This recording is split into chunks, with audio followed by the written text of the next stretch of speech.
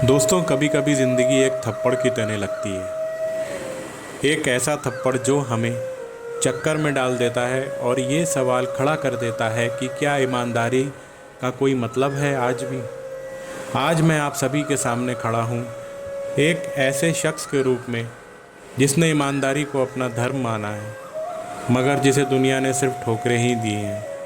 मेरा गुस्सा जायज़ है। ये गुस्सा उन लोगों पर है जो झूठ और फरेब की दुनिया में राज करते हैं। ये गुस्सा उन रिश्तों पर है जो सिर्फ स्वार्थ पर टिके हुए हैं। ये गुस्सा उस व्यवस्था पर है जो ईमानदारों को दबाती है और बेईमानों को आगे बढ़ाती है। बचपन से ही मुझे सिखाया गया था कि सत्य बोलो और धर्म का पालन करो। मैंने वही किया। स्कूल में अगर कोई नकल करता था तो मैं टीचर को बता देता था। पड़ोसी अगर किसी का सामान चुराते थे तो मैं आवाज़ उठाता था। दुकान पर दुकानदार अगर कम तौल देता था तो मैं उसका विरोध करता था। शुरुआत में तो सब अच्छा लगा। मुझे लगता था कि दुनिया ईमानदारी की कदर करती है, लेकिन धीरे धीरे मुझे एहसास हुआ कि मेरी ईमानदारी ही मेरी सबसे बड़ी कमज़ोरी बन गई है। टीचर की चहेती नज़रें उन बच्चों पर पड़ती थीं जो चापलूसी करते थे, ना कि मुझ पर जो सच बोलता था। नकल करने वालों को अच्छे नंबर मिलते थे, मैं ही हमेशा पीछे रह जाता था। पड़ोसी मुझसे दुश्मनी करने लगे, दुकानदार मुझे गुस्से से देखने लगे।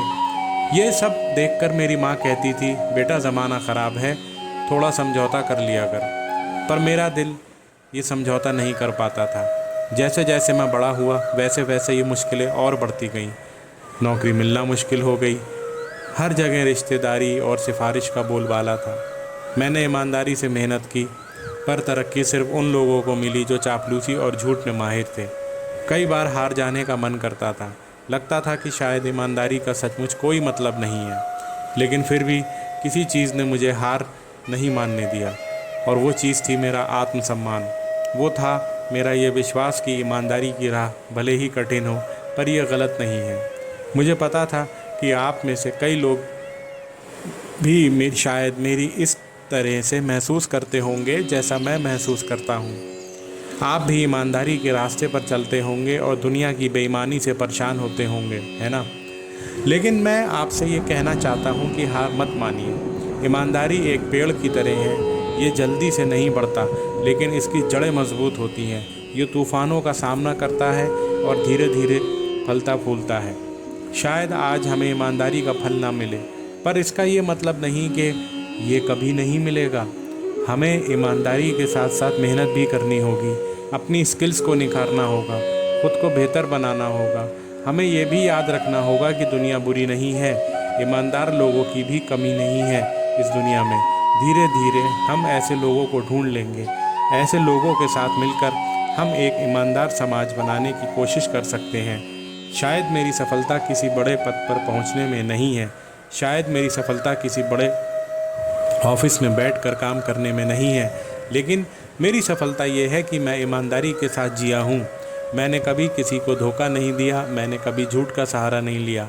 मेरी सफलता ये है कि मैं रात को चैन से सो सकता हूँ। ये सफलता ये है कि मैंने आईने में अपने आप को देखकर कभी शर्मिंदा होने का एहसास नहीं किया।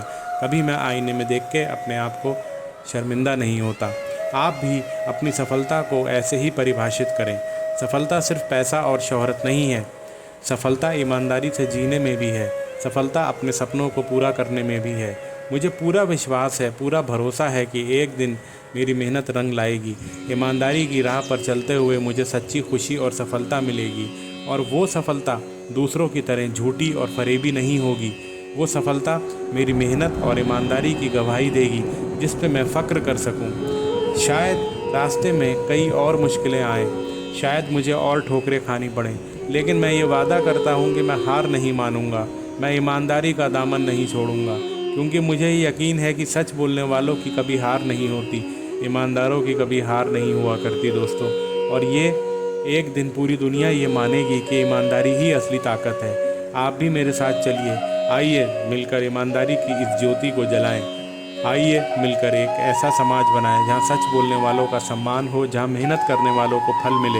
आप अकेले नहीं हैं, हम सब साथ मिलकर ईमानदारी की राह पर चलेंगे, और एक दिन ये राह हमें सफलता के शिखर तक ले जाएगी। धन्यवाद।